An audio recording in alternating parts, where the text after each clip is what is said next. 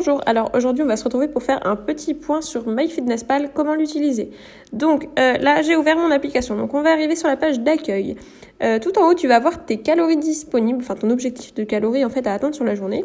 Ensuite tu as aliments, donc c'est ce que tu as déjà consommé sur ta journée. Les exercices donc qui brûlent des calories, mais ça il ne faut pas les utiliser. Et donc ensuite les calories que tu peux encore manger sur ta journée. Donc ensuite, en bas, on a la partie journal. Donc je vais prendre une nouvelle journée. Donc pour demain, par exemple, petit déjeuner, on va manger, je sais pas moi, un pain au lait. Hop, un pain au lait. On cherche le pain au lait donc qui correspond à la marque que l'on a mangé. Moi, je vais prendre celui-ci. Hop, je l'ajoute à mon calendrier. Après, sinon, tout en haut à droite, vous avez également le petit code barre, donc ce qui vous permet de scanner vos aliments. Donc c'est plutôt pratique et assez rapide. On va rajouter un jus d'orange par exemple. Hop, jus d'orange. On va faire un verre frais. Tac. Hop, donc là j'ai un petit déjeuner à 279 calories.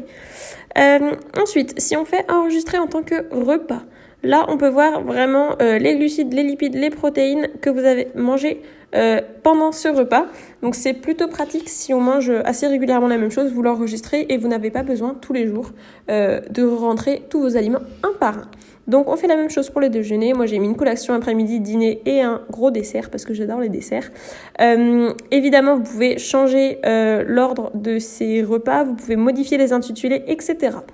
Ensuite, quand vous allez en bas dans alimentation, hop, donc on a une vue quotidienne des macronutriments qui ont été mangés. Donc là mon jus d'orange et mon pain au lait, on a 49 grammes de glucides, 5 grammes de lipides et 8 grammes de protéines.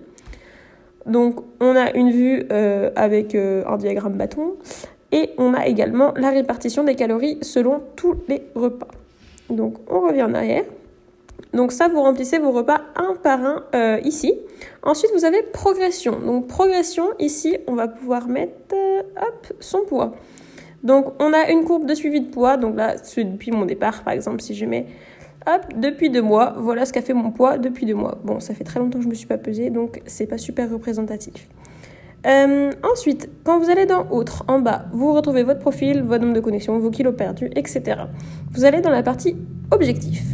Objectif, vous avez donc votre poids actuel, votre objectif de poids, l'objectif hebdomadaire, personnellement, je ne m'y fie absolument pas. Votre niveau d'activité, c'est pareil.